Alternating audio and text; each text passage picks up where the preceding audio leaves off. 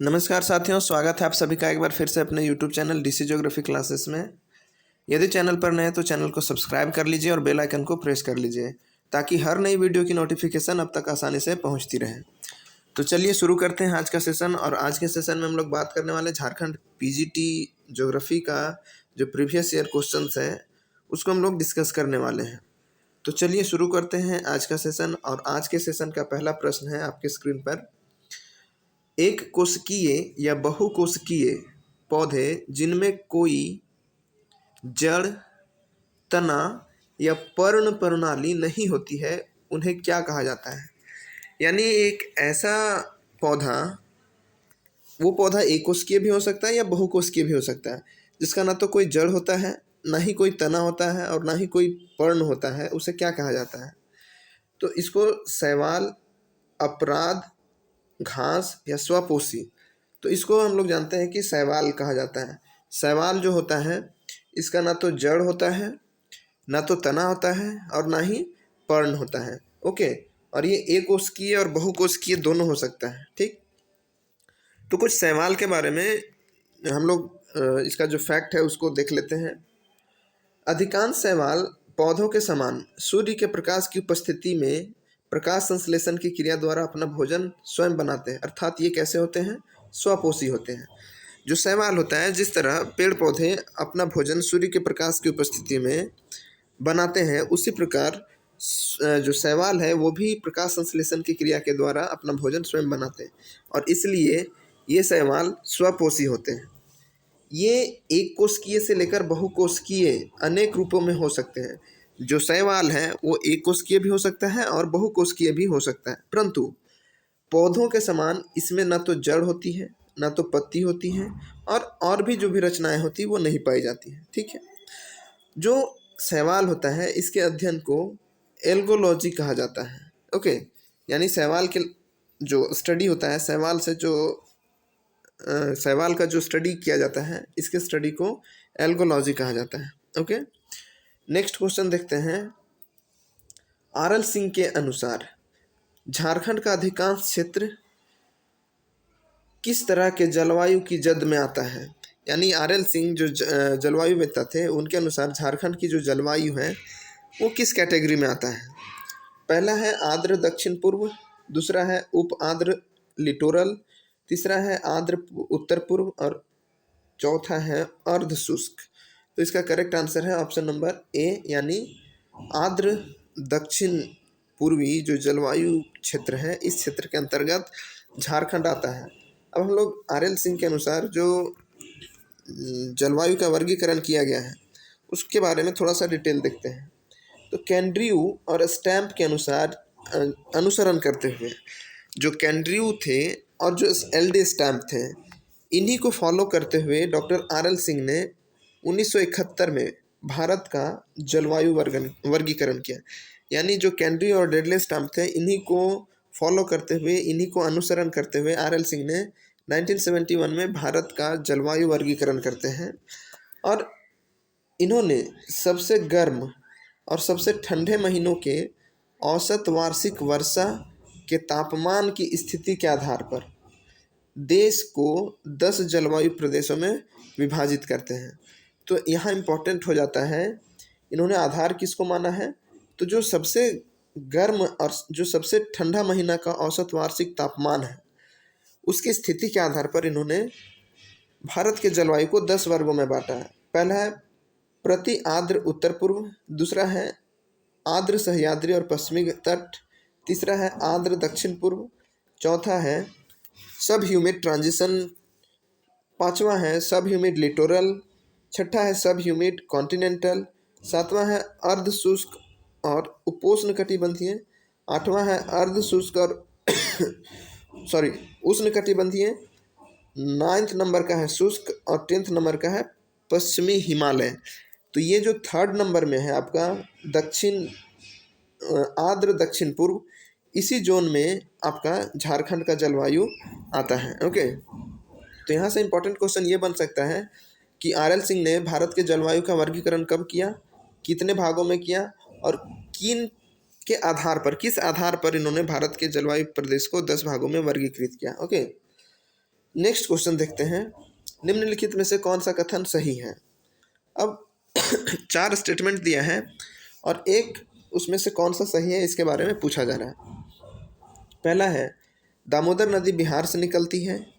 दूसरा है नर्मदा नदी छोटे नागपुर पठार से निकलती है। चिनाब नदी लाहौल और स्पीति से निकलती है। घाघरा गढ़वाल से निकलती है।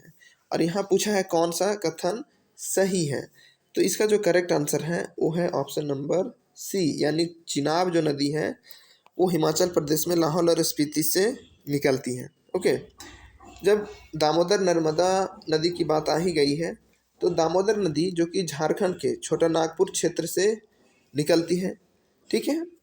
नर्मदा नदी की बात करें तो ये मध्य प्रदेश के अमरकंटक की पहाड़ी से निकलती है। वहीं चिनाब नदी हिमाचल के लाहौल और स्पीति जो क्षेत्र है उस क्षेत्र से निकलती है। बात करें घाघरा नदी की तो घाघरा नदी तिब्बत के ऊंचे पर्वत शिखर हिमालय में मापचांगो हिमनद से निकलती है, ठीक है। यानी घाघरा नदी तिब्बत के पठार से निकलती है, ठीक। ये कुछ फैक्ट हैं जिसको आपको समझना है और ध्यान रखना है, क्योंकि क्वेश्चंस इसी के आसपास से फिर पूछे जाएंगे। नेक्स्ट क्वेश्चन है, निम्नलिखित में से कौन सा इमेज प्रोसेसिंग सॉफ्टवेयर नहीं है। यानी जो GIS होता है उसमें जो इमेज का प्रोसेसिंग होता है वो सॉफ्टवेयर के थ्रू होता है। तो GIS का जो इमेज प्रोसेसिंग सॉफ्टवेयर है इनमें से कौन सा नहीं है पूछा है। तो ऑप्शन है आपके सामने SPSS, ENVI, ERDAS और मतलब। तो अगर GIS का जो इमेज प्रोसेसिंग सॉफ्टवेयर है उसमें देखेंगे तो SPSS नाम की कोई इमेज प्रोसेसिंग सॉफ्टवेयर नहीं है। जबकि आप 11th का NCERT में देखेंगे तो उसमें आपको मिलेगा ENVI है, ERDAS, MATALAB मतलब भी है। यानी ये तीनों इमेज प्रोसेसिंग सॉफ्टवेयर है, जबकि SPSS ये कोई सॉफ्टवेयर इमेज प्रोसेसिंग सॉफ्टवेयर नहीं है। इसलिए इसका जो correct answer option number A है। नेक्स्ट क्वेश्चन देखते हैं, निम्नलिखित में से किसके द्वारा पॉलीकॉनिक मानचित्र का विकास किया गया, ठीक। अब जो पॉलीकॉनिक मानचित्र है उसके बारे में पूछा गया कि इसका आखिर डेवलपमेंट कौन किया है, इसको डेवलप कौन किया। तो ऑप्शन है आपके पास Rigobert Bonne, Ferdinand R Hassler, FJ Monkhouse, Miranda Lambert. 4 option है आपके पास, चारों में से करेक्ट ऑप्शन क्या है। तो जो पॉलीकॉनिक मैप प्रोजेक्शन है ये फर्डिनेंट आर हसलर ने इसको डेवलप किया था। ओके, अब इससे रिलेटेड कुछ तथ्य देखते हैं। तो जो पॉलीकॉनिक मानचित्र प्रक्षेप है इसकी उत्पत्ति यानी जो इसका डेवलपमेंट है इसमें थोड़ा सा क्लियरेंस नहीं है, ये स्पष्ट नहीं है, ये अभी तक ये अस्पष्ट है। यानी हर विद्वानों का जो मत है इसमें एक मत नहीं, अलग अलग है। इसलिए जो पॉलीकॉनिक मैप प्रोजेक्शन है इसमें सबका मत अलग अलग है, इसलिए ये क्लियर अभी तक नहीं हो पाया। फिर भी अधिकांश शोधकर्ता फर्डिनेंट रुडोल्फ हेसलर को इस प्रक्षेपण का पहला व्यापक विवरण 1820 के आसपास विकसित करने का श्रेय देते हैं। यानी अधिकांश जो शोधकर्ता हैं वो ये मानते हैं कि 1820 के आसपास फर्डिनेंट रुडोल्फ हेसलर ने पॉलीकॉनिक मैप प्रोजेक्शन को डेवलप किया था, यानी इसका विकास किया था, ठीक है। अगर हसलर की बात करें तो हसलर एक स्विस वैज्ञानिक थे, ठीक है। हसलर एक स्विस वैज्ञानिक थे। नेक्स्ट क्वेश्चन देखते हैं, 2014 से 15 में भारत का कुल आयात मुख्य रूप से किस देश से था, ठीक है। 2014-15 का डाटा पूछ रहा है, भारत का कुल आयात मुख्य रूप से किस देश से था। यानी जो इंपोर्ट इंडिया कर रहा था वो किस देश से अधिक कर रहा था, ठीक है। तो ब्रिटेन है, अमेरिका है, रूस है, ईरान है। तो सबसे ज़्यादा उस समय 2014-15 के आसपास भारत अमेरिका से कुल आयात का मैक्सिमम पोर्शन इंपोर्ट करता था, संयुक्त राज्य अमेरिका से।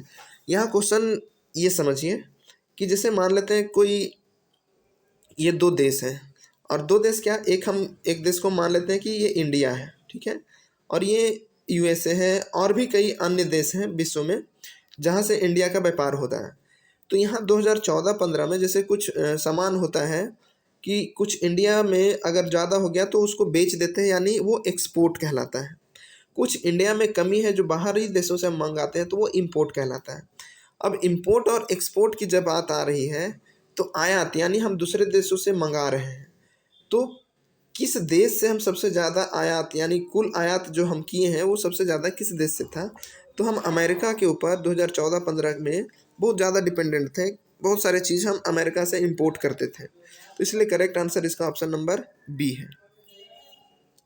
नेक्स्ट, झारखंड के किस स्थान में सीमेंट का कारखाना मौजूद है? ऑप्शन है सिंदरी, मूरी, झुमरी तिलैया या घाटशिला। तो इसका करेक्ट आंसर जो है ऑप्शन नंबर ए है, यानी सिंदरी। सिंदरी में सीमेंट का कारखाना स्थित है अभी। सिंदरी झारखंड राज्य के धनबाद जिले के नगर पालिका सीमा के भीतर एक औद्योगिक नगरी है। यानी जो सिंदरी जो क्षेत्र है ये झारखंड में ही है और झारखंड के धनबाद जिले में है, ठीक है। और जो सिंदरी है एक इंडस्ट्रियल एरिया है, इंडस्ट्रियल टाउन है सिंदरी, ठीक। इसकी प्रसिद्धि यानी ये जो सिंदरी फेमस हुआ था वो किस लिए हुआ था, तो ये उर्वरक के कारखानों के कारण हुआ था। यानी सिंदरी में जो यूरिया का फैक्ट्री है, उर्वरक का जो कारखाना है, उसके कारण ये काफ़ी फेमस हुआ था। अब ये जो उर्वरक का फैक्ट्री है ये 2002 में बंद कर दिया गया किसी कारणवश, ठीक है। तो जब उर्वरक का फैक्ट्री बंद कर दिया गया तब यहाँ एसोसिएटेड सीमेंट कंपनी की जो इंडस्ट्री है उसकी स्थापना की गई। Indian iron and steel company की स्थापना की गई जो कि steel authority of India limited द्वारा संचालित होती है। तो अभी जो धनबाद का सिंदरी जो क्षेत्र है वो आपका सीमेंट उद्योग के लिए और स्टील उद्योग के लिए काफ़ी फेमस है। ओके, नेक्स्ट हम क्वेश्चन की बात करते हैं। निम्नलिखित में से कौन सा कथन असत्य है यानी गलत है? तो मोरमुगाओ जुआरी नदी के मुहाने पर स्थित है। मुंबई पश्चिमी तट पर एक प्रमुख बंदरगाह है। चेन्नई पूर्वी तट पर सबसे नया कृत्रिम बंदरगाह है। और कांडला कच्छ की खाड़ी में स्थित है। कौन सा असत्य है वो पूछ रहा है। तो यहाँ जो करेक्ट ऑप्शन है ऑप्शन नंबर सी, यानी कि चेन्नई पूर्वी तट पर सबसे नया कृत्रिम बंदरगाह है। सबसे नया कृत्रिम बंदरगाह चेन्नई नहीं है बल्कि कोई और बंदरगाह है, ठीक है। तो ये गलत है। बाकी जो मोरमुगाओ जो बंदरगाह है ये गोवा से जो जुआरी नदी निकलती है उसके मुहाने पर स्थित है, ठीक है। और जो पश्चिमी तट है यानी भारत का जो वेस्टर्न कोस्टल एरिया है उसमें मुंबई एक प्रमुख बंदरगाह है। और कांडला कच्छ की खाड़ी में स्थित है, ये भी करेक्ट आंसर है, ठीक। नेक्स्ट क्वेश्चन देखते हैं कि क्षेत्रीय विकास के संचयी कार्यनीति सिद्धांत यानी क्यूमुलेटिव कॉजेजम थ्योरी का प्रस्ताव किसने दिया? डगलस नॉर्थ, गुन्नार मिल्डाल, लॉस और हेरोल्ड हॉटलिंग। इसका जो करेक्ट आंसर है वो है ऑप्शन नंबर बी, गुन्नाल मिल्डाल। यानी कॉम्युलेटिव कॉजेजम थ्योरी गुन्नाल मिल्डाल का दिया हुआ है क्षेत्र के विकास से संबंधित, ठीक है। और इसी क्षेत्र के विकास के संबंधित में जो गुन्नाल मिल्डाल है ये कहते हैं कि कोई क्षेत्र गरीब है, क्यों? क्योंकि वह क्षेत्र गरीब है। ये इनका स्टेटमेंट है। कोई क्षेत्र गरीब है क्यों? क्योंकि वह क्षेत्र ही गरीब है। ये स्टेटमेंट गुन्नाल मिल्डाल संचयी कारनत्व के सिद्धांत में देते हैं। और इसी में वो बैकवर्ड इफेक्ट की बात करते हैं, जिसमें ये कहा जाता है कि किसी क्षेत्र में अगर खनिज संपदा है और किसी क्षेत्र में खनिज संपदा नहीं है तो खनिज संपदा से जो पूर्ण राज्य है इससे खनिज संसाधन को एक्सपोर्ट करके निर्यात करके जो जहाँ खनिज संसाधन नहीं है उसका विकास होगा, और जहाँ से खनिज संसाधन को ले जाया जा रहा है वहाँ विकास नहीं होगा। यानी बैकवॉश इफेक्ट, जिसके पास संसाधन खूब है वो विकास नहीं करेगा, लेकिन जिसके पास संसाधन नहीं है वहाँ उद्योग लगाकर यहाँ से खनिज लेकर वहाँ का डेवलपमेंट होगा। जैसे इसका बेस्ट एग्जांपल झारखंड है। झारखंड में कितने मिनरल्स हैं, सारे मिनरल्स को एक्सपोर्ट कर दिया जाता है अदर स्टेट में, दूसरे राज्यों को निर्यात कर दिया जाता है। और जबकि झारखंड में इसका जो डेवलपमेंट जो दिखेगा वो आपको जीरो दिखेगा। ओके, नेक्स्ट क्वेश्चन देखते हैं। ब्लू क्रांति शब्दावली निम्नलिखित में से किस क्षेत्र से संबंधित है? कृषि उत्पादन, दुग्ध उत्पादन, जल संरक्षण या मछली उत्पादन? काफ़ी इजी क्वेश्चन था। जो ब्लू रेवोल्यूशन था, ब्लू क्रांति, ये मछली उत्पादन के क्षेत्र से संबंधित था। ओके, तो आई होप कि ये सेशन आपको अच्छा लगा होगा। 10 क्वेश्चंस को हमने डिस्कस किया और 10 क्वेश्चंस को आपने देखा कि किस प्रकार के क्वेश्चंस पूछे गए हैं। वीडियो जैसा लगा हो कमेंट बॉक्स में ज़रूर बताइएगा। अगर हमारे टेलीग्राम चैनल से नहीं जुड़े हैं तो टेलीग्राम चैनल का लिंक वीडियो के डिस्क्रिप्शन बॉक्स में दिया हुआ है, वहाँ से आप ज्वाइन करें। वीडियो अच्छा लगा तो लाइक करेंगे, चैनल पर नए होंगे तो सब्सक्राइब करेंगे और अपने दोस्तों तक इसे शेयर भी करेंगे। चलिए, थैंक यू सो मच। मिलते हैं हम फिर नेक्स्ट सेशन में, तब तक के लिए धन्यवाद।